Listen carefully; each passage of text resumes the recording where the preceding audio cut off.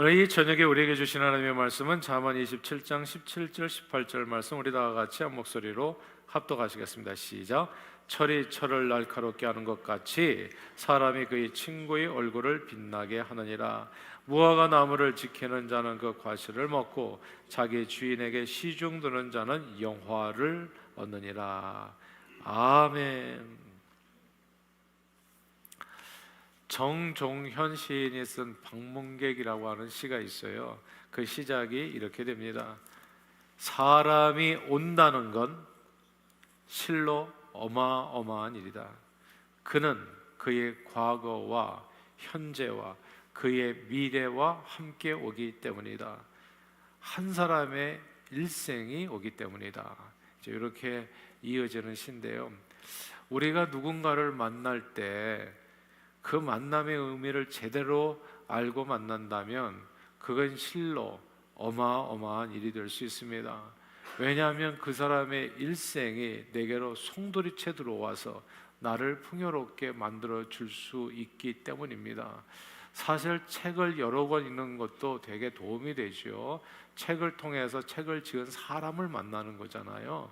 근데 때로는 보니까 그 사람을 만나서 그 사람이 책을 읽은 그 내용을 받으면은 훨씬 더 또 풍요로워질 수 있더라고요. 그분이 책을 읽은 내용을 잘 종합하고 요약하고 또 자기 것으로 만들어서 해주는 얘기를 잘만 듣기만 해도 순식간에 책 몇 권을 갖다가 읽은 효과를, 그것도 아주 좋은 책을, 그런 효과를 얻게 돼요. 그러니까 사람을 만난다는 건 놀라운 일이에요. 사람 안에 많은 축복의 내용이 담겨있기 때문입니다. 자동차 판매왕으로 12년 연속 세계 기네스북에 오르는 전무후무한 기록을 세운 세일즈맨이 있습니다. 조 지라드 씨입니다. 판매왕 조 지라드 씨의 놀라운 영업 비결은 조 지라드의 250의 법칙에 있습니다. 이 지라드는 결혼식과 장례식을 다니면서 방문객 숫자를 세어보니까 대충 뭐 많거나 적거나 플러스 마이너스는 있는데 대충의 에버리지가 모든 사람들이 한 250명 정도 된다는 사실을 발견한 거예요. 한 사람이 미칠 수 있는 평생 살면서 인간관계의 범위가 대체로 250명쯤 된다는 것을 알게 된 겁니다. 그래서 그런 한 명의 고객으로부터 신뢰를 얻게 되면 250명의 그 잠재 고객을 덤으로 얻는다는 생각을 하게 되죠.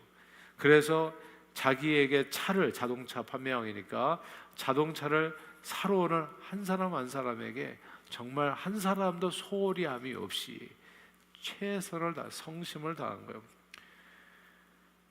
그러다 보니까 어떻게 돼요? 그 사람이 너무나 감동을 받게 되니까 자기만 차를 사는 게 아니라 차 살 사람이 있으면 그 사람을 자꾸 소개시켜 주는 거예요. 차 살 사람들이 있잖아요, 다 주변에. 그럼 나 차 사, 누구한테 가라, 누구한테. 제가 예전에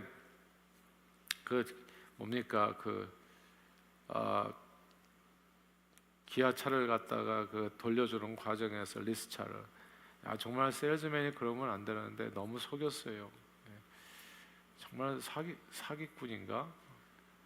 이제 한번 이렇게 좋지 않은 경험을 하고 나니까 저는 절대로 거기 가지 말라고 얘기해요. 제가 다니는 데마다 절대로 가지 말라, 절대로.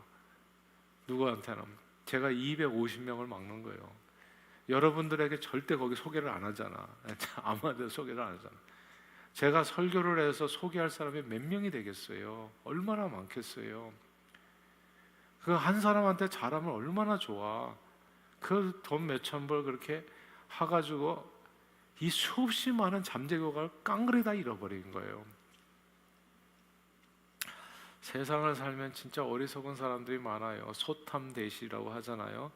작은 돈 그냥 몇십 불, 천 불, 이천 불 그러다가 진짜 큰 거를 잃어버려요. 이게 돈 잃고 사람 잃다고 잃어버린다고 하는데, 돈 잃고 사람 잃는 게 아니라 사람을 잃어버리면 진짜 큰 돈을 잃어버려요. 어마어마하게 잃어버립니다. 근데 잃어버린 걸 모르죠, 자기가. 그렇게 계산이 될 정도면 그렇게 잃어버리지도 않았을 겁니다, 처음부터. 한 사람이 되게 중요해요. 우리가 만나는 한 사람 한 사람은 그 한 사람으로 끝나지 않기 때문입니다. 그 사람이 내가 좋은 인상을 주면은 나에게 차를 안 산다고 할지라도, 설사 안 산다고 할지라도 다른 사람을 소개해 주게끔 돼 있어요. 그래서 이게 부흥을 하는 겁니다. 교회도 보니까, 제가 보니까요, 재밌는 게 밖에 나가서 전도해서 오는 사람이 아니에요. 저 문을 통해서 하나님이 보내주시는 분이 있어요. 그분에게 열정을 쏟아야 되는데 우리는 이렇게 들어오시는 분은 소홀히 하고 밖에서 막 이렇게 찾으려고 하다 보니까, 그러니까 이게 안 되는 교회는 그게 계속 안 되는 거예요. 한 사람을 하면 그분이 또 소개를 해요. 그리고 그분이 왔다가 안 와도 상관없어요. 한 번 왔는데 분위기가 너무 좋아. 근데 자기는 다른 교회를 이미 다니고 있기 때문에 여기를 그냥 또 올 수는 없어. 그러면 누군가를 소개시켜 주게끔 돼 있어요. 한 사람은 한 사람으로 절대 끝나지 않습니다. 이거 자녀들에게 꼭 교육시켜줘요. 사람을 귀하게 여겨라. 사람이 일생이 오는 것이다. 그 사람이 과거와 현재와 미래가 그냥 진짜 복이 넝쿨채 호박이 그렇게 굴러 들어오는 것이다. 사람을 귀하게 여겨야 된다. 이게 진짜 교육이에요. 이번에도 무슨 또 교육 좋은 말씀 많이 하시겠습니다만은, 저는 제가 전해주고 싶은 얘기들이 있어요. 우리 아이들에게 많은 얘기는 아니에요. 근데 이런 얘기 꼭 해주고 싶어요. 어렸을 때부터 사람을 귀하게 여겨라. 그리고 인사 잘하고, 그냥 사람 보고 삐죽게 보고 그냥 튀어나가 도망가지 말고, 그리고 밥 먹을 때 제발 숟갈 두고 제일 먼저 쓰지 말고 다른 사람을 먼저 배려하고, 어렸을 때 이런 거 되게 가르쳐줘야 돼요. 그러면 그 아이는 어디를 가든지 으뜸이 돼서 쓰임받아요. 학원 보내가지고 아이가 으뜸이 되는 게 아니고요, 마음이 지혜로운 사람이 어디를 가든지 인정받고 무엇을 하든지 성공하게끔 되어 있는 겁니다. 아무튼 사람을 중요하게 생각하는 게 중요한데, 한 사람 안에는 그의 일생이 담겨 있기 때문이에요. 그가 가진 지식과 그가 가진 인맥과 그가 가진 재물과 그가 가진 소유 등 수많은 보물이 담겨 있어요. 그러므로 오늘 본문이 이게 잠언이 지혜서잖아요. 이렇게 얘기하는 겁니다. 27장 17절입니다. 27장 17절 읽어볼까요? 시작. 철이 철을 날카롭게 하는 것 같이 사람이 그의 친구의 얼굴을 빛나게 하느니라. 아멘. 여기서 사람의 그 친구의 얼굴을 빛나게 한다, 이 구절을 주목해야 되는데, 영어 성경으로 보면 one person, 한 사람이 one person sharpens another 이렇게 되어 있습니다. 한 사람이 다른 사람을 빛나게 한다는 뜻입니다. 한 사람이 다른 사람을 날카롭게 하고 한 사람이 다른 사람을 멋지게 한다는 의미예요. 사람이 중요합니다. 그리고 살다 보면 사람과 이런저런 마찰이 있을 수 있고 마음이 상할 수도 있고 한데요, 꼭 그때는 빨리빨리 푸세요. 그 사람을 통해서 내가 주어질 게 뭐 얼마나 많은데요. 저는 사람을 가볍게, 저도 그랬었던 것 같은데 과거에, 그게 참 어리석은 삶이었다는 것을 정말 회개해요. 야, 사람이 정말 중요하더라고. 그러니까 그 사람이 나를 거절해도 상관없어요. 그리고 심지어 나를 상하게 한 사람도 내가 잘 참으면 그 사람을 통해서 오는 게 엄청 많아요. 진짜 잘 고비만 넘기면 돼. 그리고 이렇게 팍팍팍 올라갈 때는요, 숙이는 게 최고로 좋아요. 그러면 그 사람이 또 나중에 고마워해가지고 또 내 편이 돼줄 때가 있어요. 근데 제가 지난주에 설교했었나? 아니면 아닌 거. 제가 옛날에 그랬던 사람이라고. 아니면 아닌 걸로 사시면 계속 복을 갖다 차버리는 거예요. 복 받고 사세요. 잘 사세요. 행복하게 사시고. 사람이 중요해요. 나이가 들면 대부분이 이렇게 이제 젊었을 때 이제 복잡거리는 데서 살았으니까, 나이가 들면 이제 좀 한적한 데 가서, 우리가 다 전원주택, 한국에서 보니까 나이가 드신 분들이 다 그 전원주택을 꿈꾼다고 하더라고요. 진짜 그 유행가 가사처럼 저 푸른 초원이 그림 같은 집을 짓고. 내가 젊었을 때는 못 해봤으니까 나이가 들어서 좀 돈도 있겠다 하면은 그런 꿈을 꾸는 거예요. 내가 은퇴하자마자 정말 전원주택을 짓고 사랑하는 우리 님과 아내와 함께 마지막 삶을 무슨 동화처럼, 가을 동화처럼 살고 싶어 하시는 분들이 제법 계세요.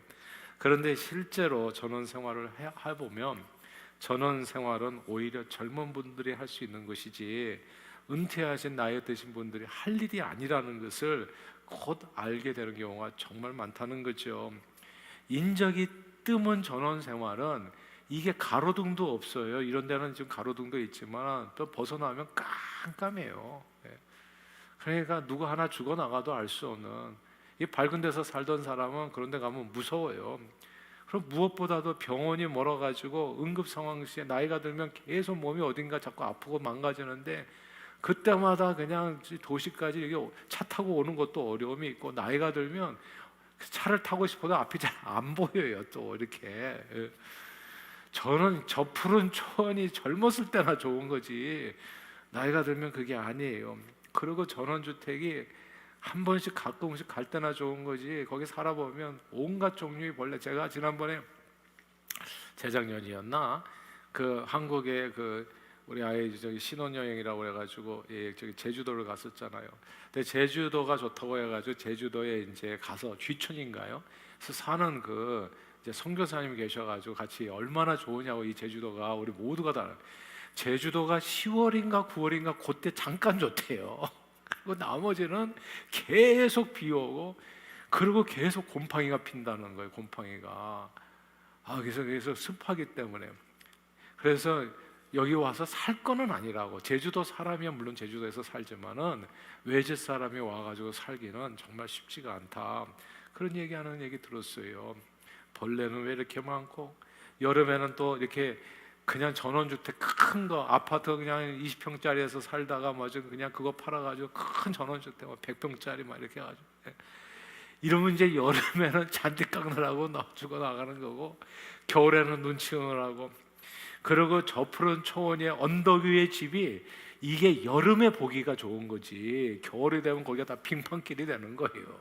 그래서 초상 치르게 돼요.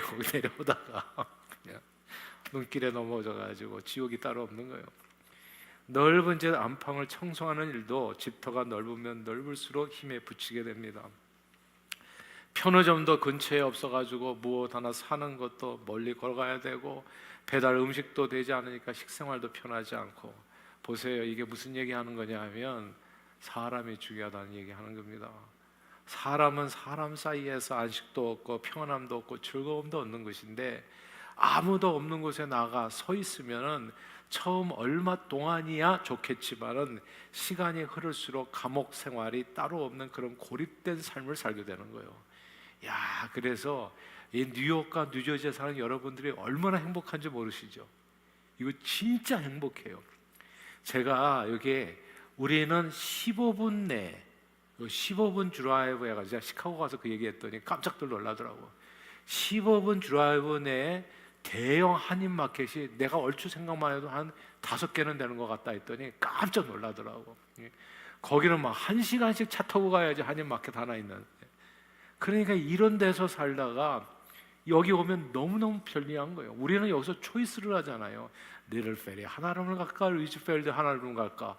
막 하나름, 같은 하나름인데도 우리는 또 포트리 하나름까지 원하는 데를 또 돌아와서 갈 수 있잖아요. 이 뉴저지에 사는 게 얼마나 큰 축복인지를, 이게 이제 여기서 살다 보니까 잊어버리는 거예요. 사람은 사람 사이에서 살아야 됩니다, 여러분. 그게 진짜 큰 축복이에요. 제가 예전에는 교회가 이제 좀 생각이 좀 짧을 때가 있잖아요. 생각이 짧을 때는 교회가 우리 교회만 달랑 있으면 참 좋겠다. 여기 교회 하나도 없이 우리 교회만 있으면 다 우리 교회로 오지 않겠냐. 근데 그게 아니에요. 나무에 큰 산에 큰 나무 하나만 서 있지 않는 것처럼, 큰 나무 하나만 있으면 그거 곧 죽어요. 이게 작은 나무 다 올라줘야지 산이 이루어지고 지력이 힘을 받아서 비가 오고, 그래서 생명이 소생하는 것처럼 이게 다 있어야 되더라고. 그래서 제가 언젠가 어느 목사님이 그러더라고요. 아예 교회당 지을 데가 찾는데 여기 보니까 우리 교회 앞에 무슨 교회당 터가 나와가지고 하겠다고. 그래서 괜찮냐고 그래가지고 저는 왜 안 오냐고 그랬어요. 빨리 오라고. 여기가 지금 이게 저기가 산천 초목에 그냥 우성해가지고 여기가 다 모이는 장소가 되는 거잖아요. 교회도요, 교회가 있는데 교회가 세워져야 돼요.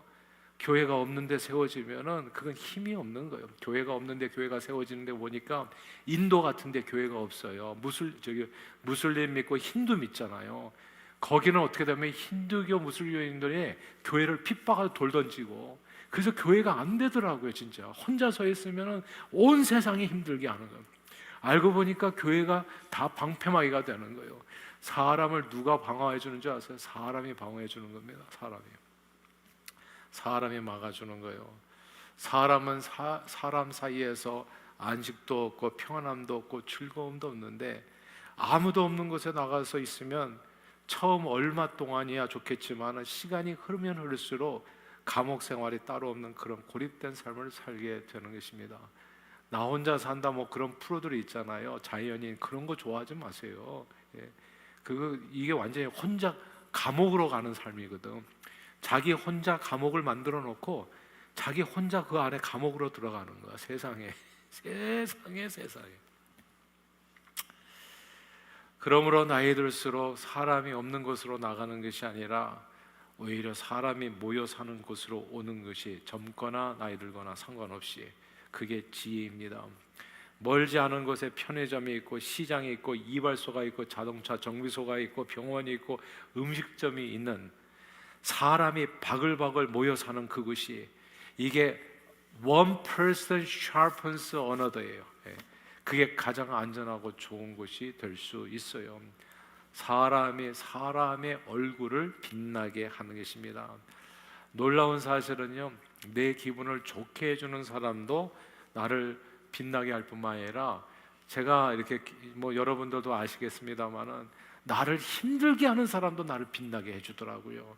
다윗은 요나단을 만나서 죽을 뻔한 고비에서 목숨을 구하고 참으로 빛나고 행복한 삶을 살았지만은, 또한 자기를 괴롭히는 사울 왕을 만나서 고통 속에서 하나님을 찾는 그 주옥 같은 찬송 시들을 쏟아내서 시대를 초월해서 수많은 사람들에게 감동을 주는 진정한 시인으로서 거듭날 수 있었어요. 제가 보니까 좋은 사람도 좋고 나를 힘들게 하는 사람도 좋더라고요. 그 모든 것을 통해서 내가 어떻게 온전하게 되어진다. 교회에는 성도들을 위해서 기도해 주시는 분들이 계세요. 그리고 성도들로 하여금 기도하게 하는 분들도 있더라고요. 기도 제목을 올리는 분도 있고 기도를 해주시는 분도 있고, 근데 이게 이제 거꾸로 될 때도 있고요. 한때는 기도 제목을 올렸다가 기도해 주시는 분으로 바뀌기도 하고, 그리고 또 기도 이렇게 해주시는 분이 기도 제목을 올리는 분이 되기도 하고, 그래서 이게 다 필요하더라고. 보니까 기도 제목을 이렇게 내가 뭐 이렇게 교회에 헌신한 것도 없는데 미안합니다, 기도 제목을 올려야 될까요? 뭘 주저하시냐고요? 기도 제목을 올려주셔야지. 그래서 계속 기도해야죠, 우리로 하여금. 그래서 이렇게 잠을 깨게 만드는 사람이 있고, 또 이렇게 기도하시는 분들이 있고, 그래서 이게 다 사람 사이에서 성도들을 위해서 섬김에 부족함이 없고 성도를 위해서 기도해 주시는 분들 너무너무 고맙죠. 그러나 성도들로 하여금 눈물로 또 기도하게 하시는 분들, 또 목회자의 영성을, 성도들의 영성을 깊게 하는 다른 측면에서 또 고마우신 분들이에요. 사람이 얼굴을 빛나게 한다. 꼭 기억하세요. 사람이 중요합니다.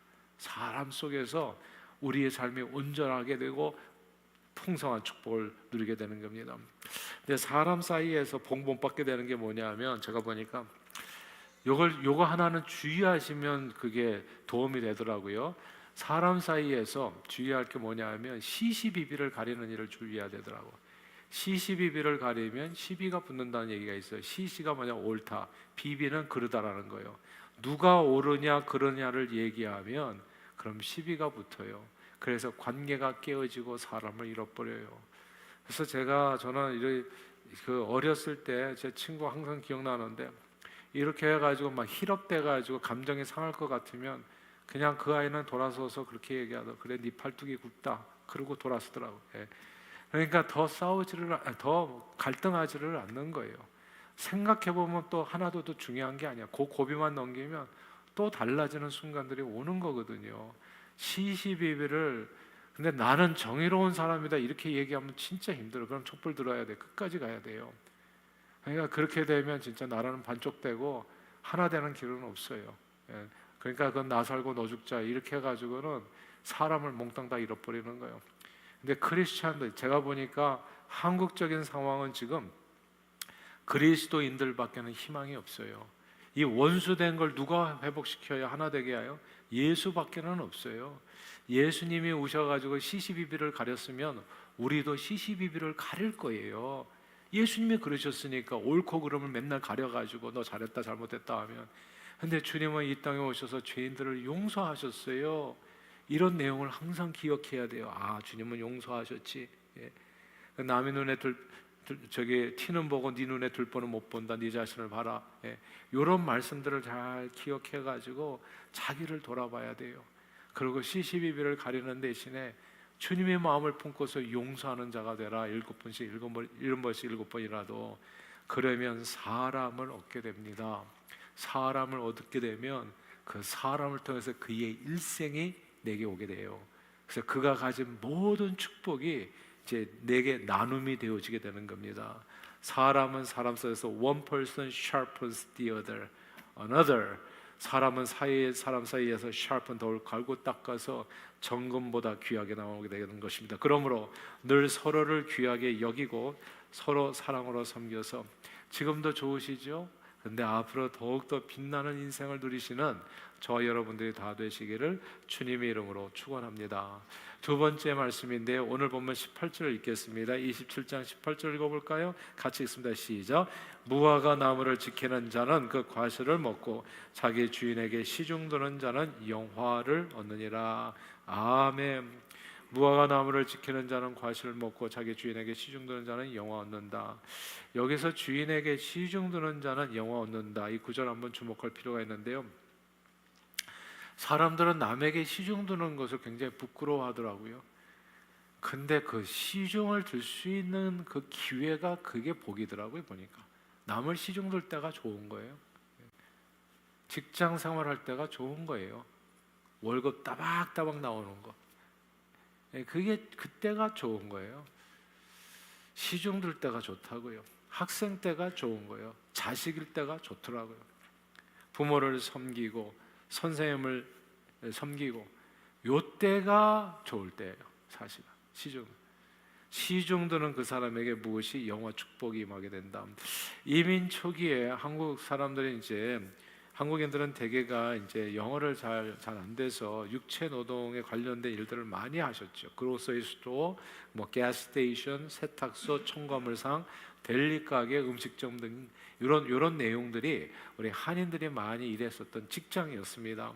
미국을 잘 모르고 또 한국에서 가져온 달러도 별로 없었기 때문에 이 사업체를 갖다 인수할 형편은 잘 못 되었지만 열심히 주인을 위해서 그냥 정말 충성되게 일하면 나이 들어서 은퇴 연령이 된 그 미국인 주인들 가운데는 열심히 일한 한인 종업원이, 그러니까 그 뭐 그로서의 수도 자기 자식에게 주려고 했더니 자식은 안 하겠다고 하지. 그럼 문 닫는 수밖에 없어요. 뭐 적절한 작자가 나서지 않으면. 그리고 이렇게 또 이렇게 동거래가 돼서 그 저기 가게를 판다고 하더라도 거기에서 또 이렇게 그 사람이 가게를 잘 운영하지 못해가지고 아무 수입이 없이 뱅크럽시 해버리면 또 역시나 손해보는 건 마찬가지예요. 근데 한인을 보니까 영어는 잘 못하는데 굉장히 성실하고 신실해. 아, 그러니까 이 사람이 이 가게를 맡으면 좋을 것 같아. 그리고 가만 보니까 주인도 자기도 잘 섬겼어. 그러니까 심정적으로도 참 고맙고 그리고 이뻐 보이고. 그랬을 때 그 한인 종업원의 충성됨을 보고 오너 캐리로 해가지고, 예전에 우리가 다 크레딧이 없었으니까, 그러니까 오너 캐리, 오너가 그저 이렇게 론을 주는 형태로 해가지고 사업체를 넘겨주곤 했었습니다. 그렇게 해가지고 값싼 가격에 사업체를 넘겨받은 한인들이 적지 않았고, 그리고 어떤 경우는 교회당도 막 일부에 넘겨받기도 했었지요. 주인에게 시중드는 자는 영화를 얻게 됩니다. 이게 먹을 것이 부족했던 옛날에 가난한 집에서 좋은 음식을 먹을 수 있는 방법 중 하나가 부잣집 잔칫날에 가가지고 음식을 만드는 걸 도와주는 일이었어요. 오늘 본문에 그렇게 얘기하잖아요. 같은 맥락인데 무화과 나무를 지키는 자는 그 과실을 먹게 된다고. 부잣집 잔칫날 음식상 준비를 위해서 찾아가서 전도 부치고 반찬도 만들고 설거지도 도와주면 넉넉하게 남은 음식거리를 수고한 사람들에게 나눠주기도 했던 겁니다. 그러니까 먹을 것을 그렇게 얻는 거예요. 주인을 섬기는, 주인을 시중드는 자는 영화를 얻는데, 근데 이 주인이라고 하는 걸 잘 생각해 보세요. 제가 보니까 종업원인데 주인의 마음으로 일하면 그 사람은 반드시 주인이 되더라고요. 이게 중요하니까 다시 반복할게요. 종업원인데 주인의 마음으로, 주인이라면 어떻게 했을까를 생각하고서 일하면 그 사람은 반드시 자기 영역을 만들어 가게 되더라고요. 그래서 크게 성공한다는 뜻입니다. 그리고 가정에서요, 어떤 자식이 성공하냐면, 이것도 이제 어렸을 때 제가 가르쳐주고 있어요. 사람 중요하게 생각해라, 그리고 부모 공경하라. 이건 꼭 어렸을 때 정말 이게 제대로 아이 마음에 박히도록 가르쳐줘야 되는 하나님의 말씀입니다. 왜냐하면 복받는 비결이니까. 부모 공경하는 게 복받는 비결이에요. 왜냐하면 자식들이 어릴 때 부모는 마치 그 생명의 주인과 같아요. 자식들이 어릴 때 부모는 그 생명의 주인과 같다고요. 그리고 그 부모를 공경하면 부모를 통해서 주인을 시중드는 자는 영화를 얻는다고 모든 영화와 축복을 반드시 누리게 됩니다. 성경은 부모 공경을 축복의 약속이 있는 첫 계명이라고 말씀했거든요. 요셉은 어릴 때 아버지 야곱의 말씀에 순종하는 아들이었어요. 근데 가만 보면 아브라함, 이삭, 야곱이 다 효자들이에요. 부모를 공경, 효자라고 말. 효자는 좀 요즘 어폐가 있는 단어더라 보니까 예전에 뭐 3년상하고 요건 좀 유교식 효자 그거 개념 말고 부모를 공경하는 걸 얘기한, 존경하고 따르는 거. 아브라함, 이삭, 야곱이 다 부모를 공경했던 사람들이에요. 그리고 요셉도 마찬가지예요. 근데 이 부모를 공경하는 자들에게 약속이, 하나님의 축복의 약속이 이렇게 이어지더라고 보니까. 요셉은 어릴 때 아버지 야곱의 말씀에 순종하는 아들이었어요. 그러자 비록 막내였음에도 불구하고 나머지 형제들을 관리하는 영화를 얻게 됩니다. 그러니까 주인을 시중드는 자는 그 영화를 얻게 된다고요. 부모를 공경하며 부모님을 통해서 주는 모든 영화와 축복을 반드시 누리게 됩니다. 그래서 어렸을 때 꼭 정말 자녀들을 복받기를 원한다면 무슨 이게 이렇게 자꾸 데리고 다니는 그런 것보다는 제대로 된 걸 가르쳐 주셔야 돼요. 그래야 복을 받아. 하나님이 복 주셔야 복 받지, 부모가 잘해준다고 애가 잘 되는 게 아니에요. 사실은 이런 내용이 되게 중요합니다. 형제들에게 미움받아서 이 요셉이 애굽 보디발의 집에 팔려갔을 때에도 요셉은 노예처럼 일하지 않고 주인의 마음으로 주인처럼 일을 했어요. 그러니까 보디발은 이 히브리 노예 요셉을 가정 총무로 임명하고 일체 간섭하지 않습니다. 주인에게 시중드는 자는 영화를 얻게 됩니다. 후에 바로 왕의 해몽을 해줘서, 꿈을 해몽해줘서 내가 바로 왕이라면 어떻게 할 것인가를 얘기해줘요. 내가 바로 왕이라면, 내가 주인이라면 어떻게 할 건가를 얘기해줘, 이 요셉이요. 그러니까 바로 왕이 깜짝 놀라는 거예요. 네가 내 속에 들어왔다 나갔냐 말이지. 이렇게 하나님의 신에 감동한 사람을 본 적이 없다. 바로 왕은 곧 요셉을 애굽 전체의 총리 대신으로 삼아서 애굽을 다스리게 합니다. 주인에게 시중드는 자는 주인의 영화를 누리게 돼요. 그렇다면 만왕의 왕이요 만주의 주이신 하나님의 시중을 들게 되면 어떻게 될까요? 하나님의 말씀에 순종하여 먼저 하나님의 나라와 의를 구하며 하나님의 뜻을 쫓아 주님을 섬기면, 예수님은 이렇게 약속을 해주셨어요. 너가 주인을 이렇게 하나님을 시중 들게 되면 이 모든 것을 너에게 더하시리라. 이게 주님의 약속이에요. 내 자신의 필요와 욕심을 채우기 위해서 신앙생활하는 것이 아니라 하나님의 마음을 알아서 그 마음을 쫓아서 살면 The man after God's own heart라고 하나님의 마음에 합했던 그런 하나님의 뜻을 쫓아선 다윗처럼 영화로운 인생이 되어집니다. 하나님의 아들 예수님은 하늘 아버지의 뜻을 쫓아서 십자가의 길을 걸어서 부활 영광에 이르렀을 뿐만 아니라 모두가 다 그의 이름 앞에 무릎 꿇고 경배하는 모든 만물 위에 뛰어난 이름을 얻게 되셨습니다. 주인에게 시중드는 자는 주인의 영화를 누리게 됩니다. 그래서 오너십이라고 하잖아요. 항상 주인 의식으로 일하라. 주인을 그런 마음으로 섬겨라. 내게 맡겨진 일을 그런 마음으로 섬기게 되면 그 영화가 임하게 된다는 거죠. 그러므로 하나님의 말씀을 앞에 두고 말씀대로 우리 생명의 주인이신 하나님을 마음과 성품과 뜻과 목숨을 다해서 시중 들고 섬겨 주님께서 주시는 풍성한 축복과 영화를 누리며 세상의 빛으로 쓰임받는 저와 여러분들이 다 되시기를 주의 이름으로 축원합니다. 말씀을 정리할게요. 하나님께서 주시는 축복은 누구를 통해서? 늘 사람을 통해서 온다는 거, 사람이 중요하다는 거, 서로를 귀하게 여기고 서로를 섬기고, 되도록이면 시시비비 가리지 마시고요. 항상 그냥 용서하고 저주는 사람이 되세요. 그러면 반드시 그 사람을 통해서 얻는 게 많으실 거예요. 반드시 얻으실 겁니다. 그의 일생이 여러분에게 복이 되는 순간을 맞이하게 될 거예요. 250대 1의 원칙이라고, 한 사람을 통해서 250배의 복을 받을 수 있어요. 오늘도 보니까 이 문을 고치신 분, 그리고 아래층에 또 이렇게 전구 담아다 하시는 분이 우리 교회 오신 지 얼마 안 되신 새신자 분이신데 너무 감사하죠. 그분이 아니었다면 또 누군가 또 수고했을 거예요. 한 사람이 중요하더라고요. 그분이 보니까 엄청난 귀한 그 탤런트가 있더라고요. 은사가 있고 재능이 있고, 그리고 그런 경험도 있으시고. 그러니까 그분을 처음 만났을 때는 그분 안에 그런 귀한 보배가 있는지를 몰랐었어요. 근데 최선을 다해서 우리가 같이 정말 여러분들이 섬긴 거지, 사실은. 새가족반에서도 함께 해주시고 친절하게 해주시고 손잡아 주시고, 그리고 또 이렇게 성경 공부 인도하신 분도 계시고. 그러니까 그분의 일생이 오더라고요. 일생이 와가지고 또 필요한 내용들을 또 채워가는 것을 보게 돼요. 사람은 사람을 통해서 복을 받아요. 그리고 그분은 한 사람이 아니에요. 그 뒤에 250명이 있어요. 그러니까 이게 지금 작은 교회가 아닌 거예요. 여기에 계신 분들이. 여러분이 여기서 250 곱하기 지금 여기 다 하면 우리 교회는 여기 못 채워. 아직 안 온 거예요. 교회가 작아가지고 안 온 거야. 예. 얼마나 많이 올까 생각해 보세요. 또한 우리 영혼의 주인이신 하나님의 뜻을 따라서 주님을 온 마음 다해 온 정사에 다해서 섬기면 이 모든 것을 더하시는 하나님의 축복을 받아 누리게 됩니다.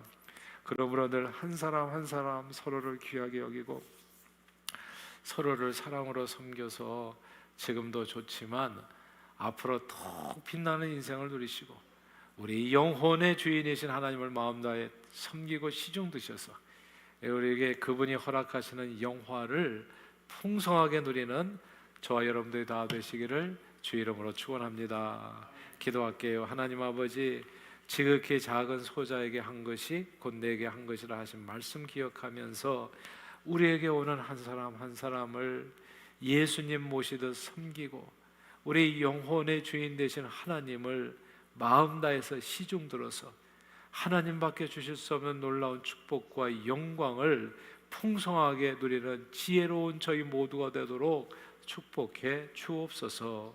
예수 그리스도 이름으로 기도합니다. 아멘.